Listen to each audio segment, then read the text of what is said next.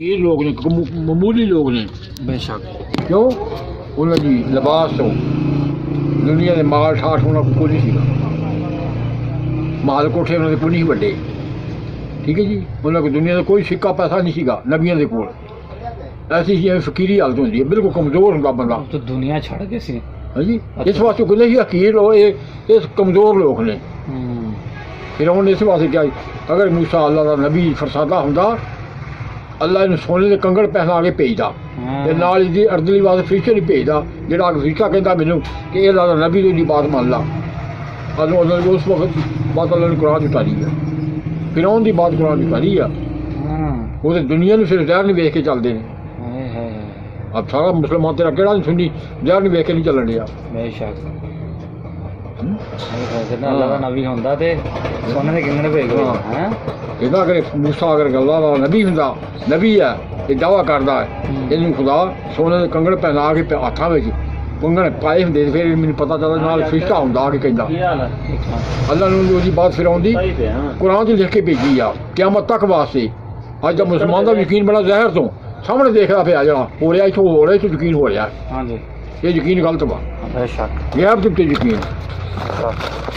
गैब दे उत्ते खुदा दी जात सफा दे उत्ते यकीन लियावे खुदा मैनू वेखदा वा सुनदा पे मेरे कोल मौजूद आ फिर चोरी क्यों करदा पिया फिर अपनी रोजी नूं हराम क्यों करदा पिया ठीक है जी और खबरदार और बरखदा एक गल सुन ला पहले अच्छा पहले गल सुन लिया अगर तू बेचना आके ना शैतान वाला काम ना मारिया करो मैं तो बंदा बड़ा सख्त जावा मैं बंदे ने फौरन बेइज्जती कर देना दस देना कि जो बात होती है अल्लाह रसूल की सुनो गौर नाल बाद इजाजत लैके तुसी गल करो बाबा जी मैं गल कर सकदा दुकानदार गल करो पुछ के ये अदब आप अदब वाले लोग अल्लाह ने पसंद ने बेअदब नहीं पसंद दो बंदे की बात हो रही तीसरा बंदा में आके शुरू हो गया नहीं ये बदबी आ तुम जाओ ना मां स्कूल में जाओ ना उत्थे उस्ताद बैठा है तुम दरवाजे खड़काओ ना उस्ताद जी मैंने इजाजत लैके अंदर बच्चा जाता है दूसरा भी आएगा वो भी इजाजत लैके जाएगा एडा स्लिप लेना लेकिन तबलीग की बात हो रही दीन की बात हो रही है लोगों को पता नहीं की हो रहा है उस खुदा की बात हो रही रसूल की नबी की बात हो रही है ऐसे लोग अंधे हो चुके हैं दुनिया की जिंदगी ने अंधा कर दिता इन्होंने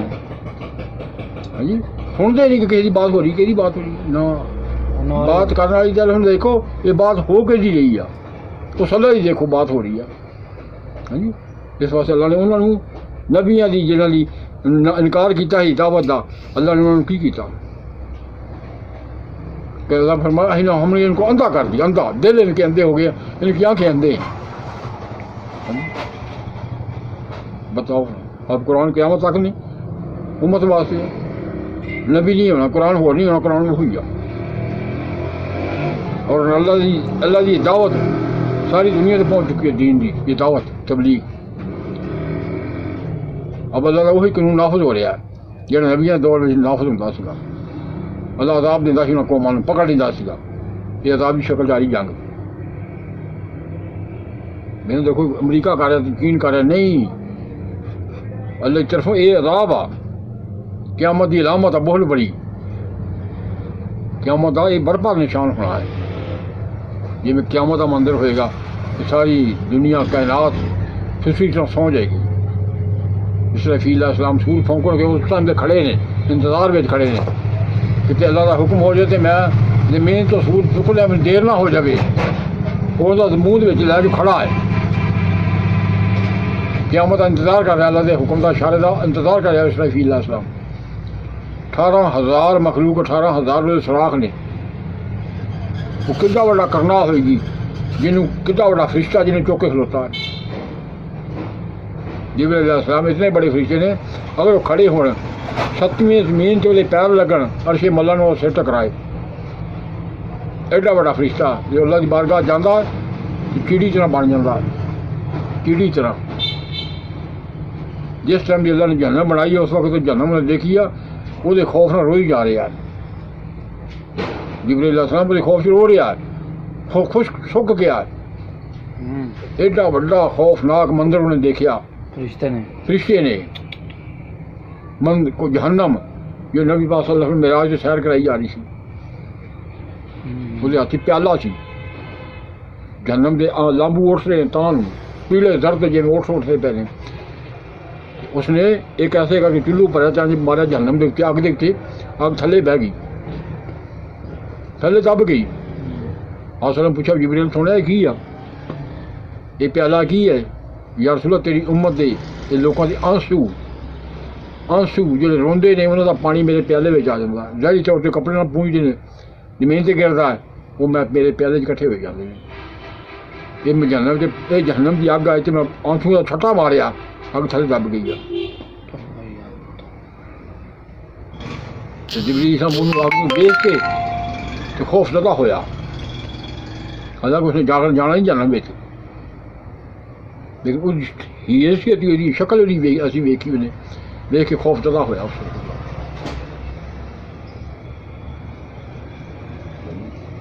सानू सानू की पता जहन्नम की है सुनिया सुनते ही कोई नहीं मौत की है मौत की मोमन वास्ते तोहफा गुनाहगार वास्ते ये हादसा है गुनाहगार वास्ते बहुत हादसा बहुत बड़ा हादसा ये क़यामत तक भी लोग उठन की कबरां विचों तो फिर से पूछणगे हाँ जी तू मौत को कैसे देखा तो कहणगे जिवें सानू हुणे मौत आई सी असीं कबरां च गए हैं सदियां गुजर गई उन्होंने कबरां च गए लेकिन उस वक्त कबर क़यामत तक उठणगे उस तरह से मौत का असर उन्होंने होएगा हाँ जी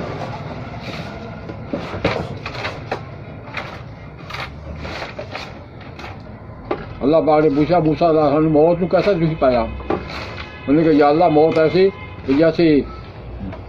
जिंदा बकरी की खल लाई जाए जिंदा बकरी की खल है जिंदा चिड़ी नूं खंभ बंद के अग में सुटा जाए की हालत होंगी जिंदा बकरी की खल ला सकता बंदा तो बकरी की करती आ जिंदी बकरी की खल लावे तो की करेगी चुप कर खलोती रहेगी ना तड़फेगी बंदे के हथों निकलेगी ये मौत है हमें पता कोई मौत की चीज़ है मेरी फरमाइश तो इब्राहिम अलैहिस्सलाम ने मलकल मौत में क्या सी जो गुनाहगार को जाना तो मैंने अपनी शक्ल बना के दिखा किस है बता जाना गुनाहगार को उन्होंने कहा अल्लाह नबी तू मेरी सूरत देख नहीं सकेगा उन्होंने कहा नहीं मैं देख फिर बर्दाश्त कर लाँगा तुम 10 मिनट बना के दिखा उन्होंने कहा जी मुँह तो उसी तरह करो उन्हें अगर किया मलकल मौत समान तो आ रहा मूँह के विचों नक के अगली लाटा निकल गई काला स्या कीड़ा ठीक है जी बाल खिलरे हुए अच्छा ते बाल दे इंज जिवें कंडे हुंदे वड्डे वड्डे दो हाथ लम्मे कंडे जिस्म दे उत्ते जो ही मलक आपने इब्राहिम अलैहिस्सलाम ने देखा उसकी शक्ल नूं देखा 100 मुर्दियां की बो आ रही है 100 मुर्दियां इंसानां दी मुर्दियां की बो आ रही है विचों जो ही इब्राहिम देखा उन्होंने देखने गश खा के डेग पे बेहोश हो गए इब्राहिम अलैहिस्सलाम थोड़ी देर के बाद होश आई तो मलकल मौत अपनी असली हाथ खड़े फरमाया जिब्राइल तेरा देखना ही उस मलकल उस मौत उस गुनाहगार वास्ते काफ़ी हो जाएगा तेनों हथ लाने की जरूरत नहीं पैगी वो जान पहले निकल जाएगी जिसम विचों तेन वेख दें तेरी शक्ल वेख दें निकल जाएगी जान निकल जाएगी अज वेलो की हो रहा कहना जी अटैक हो गया जी दिमाग की नस फट गई है नहीं ये मलकल मौत का दिखावा है डॉक्टर को लैके जाते हफ्ता के पल्ले कुछ नहीं